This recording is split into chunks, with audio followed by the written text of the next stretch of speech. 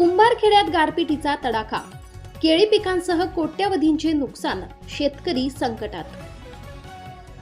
जळगाव जिल्ह्यातील कुंभारखेडा येथे झालेल्या अवकाळी गारपिटीने आणि वादळी वाऱ्याने शेतकऱ्यांचे मोठे नुकसान झाले। 4 जून रोजी सायंकाळी 5 ते 6 वाजण्याच्या सुमारास रावेर तालुक्यात अनेक ठिकाणी जोरदार वादळी वाऱ्यासह गारांचा पाऊस पडला। या नैसर्गिक आपत्तीमुळे केळी पिकांचे मोठ्या प्रमाणात नुकसान होऊन शेतकऱ्यांवर आर्थिक संकट कोसळले आहे। गारपिटीमुळे रावेर तालुक्यातील अनेक भागांमध्ये झाडे उन्मळून पडली।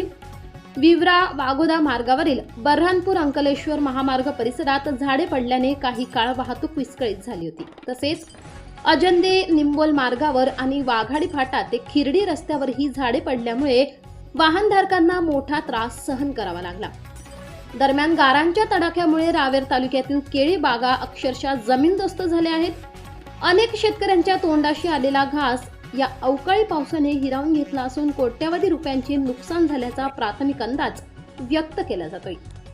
आधीच उत्पादन खर्च, बाजारभाव आणि हवामानाच्या अनिश्चिततेमुळे अडचणीत असलेल्या शेतकऱ्यांवर आता नव्या संकटाचे सावट आले आहे।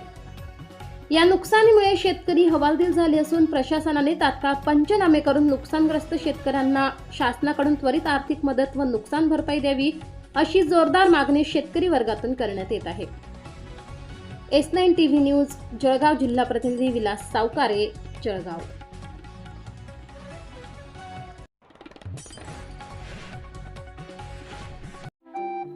आपल्या चॅनलला नक्की सबस्क्राइब करा, बेल आयकॉन दाबायला विसरू नका।